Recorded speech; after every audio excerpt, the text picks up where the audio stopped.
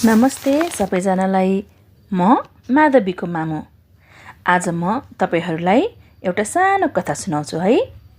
म आजको कथामा रेड पान्डा, नेपालीमा चाहिँ रेड पान्डालाई हाब्रे भनिन्छ, यसको घर कहाँ हो, कस्तो ठाउँमा बस्छ भन्ने कुरा सुनाउन चाहँदैछु।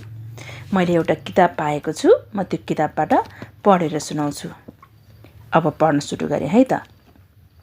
साथी, हाब्रेले भन्छ, साथी, म कहाँ जन्मन्छु, कहाँ हुर्कन्छु, कहाँ बस्छु, कहाँ खेल्छु, कहाँ सुत्छु, थाहा छ?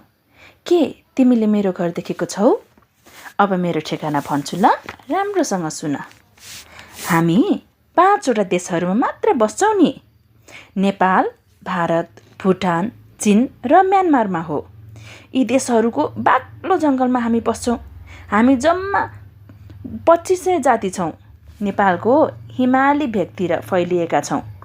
इलाम, पाँचथर, ताप्लेजुङ, रसुवा, सोलुखुम्बु, कालीकोट लगायतका 23 जिल्लामा पाउँछौँ नि हामी त। नेपालमा जम्मा 500 जाति मात्रै छौँ। 12 महिना चिसो भइरहने बाक्लो वन जङ्गल र पानी पर्ने ठाउँ हामीलाई असाध्यै मनपर्छ। समुद्री सतहदेखि 2200 मिटरदेखि 4800 मिटरको अग्लो ठाउँमा बस्छौँ। ओहो, कस्तो चिसो ठाउँ! कञ्चनजङ्घा संरक्षण क्षेत्र हाम्रो मनपर्ने वासस्थान हो। लाङटाङ राष्ट्रिय निकुञ्ज पनि नेपालमा छ नि। हो, त्यो लाङटाङ राष्ट्रिय निकुञ्ज पनि मनपर्ने बस्ने ठाउँ हो हाम्रो। हामी अरू हिमाली भेगका निकुञ्जहरूमा पनि फैलिएका छौँ। तिम्रो घर चाहिँ कता हो साथी? मलाई असाध्यै जान्न मन लाग्यो। तिमीलाई त जङ्गलमा बस्न डर लाग्छ होला है? के तिमीले जङ्गल देखेको छौ? तिमी जङ्गलमा गएको छौ? रुख चढेको छौ कि छैनौ? अनि जङ्गलमा फलेका कुनै फलफुल त खाएको छौ कि छैनौ?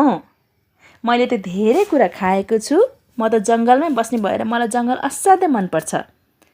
तिमीहरूको घर चाहिँ कता कता हो भन ल मलाई। धन्यवाद। हस्, आज चाहिँ यो हाब्रेको बारेमा र हाब्रे कहाँ बस्छ भन्ने बारेमा एउटा सानो कुरा भने, त्यहीसँगै आजको यो सानो कथा यहीँ टुङ्गाएँ ल। Thank you. By everyone.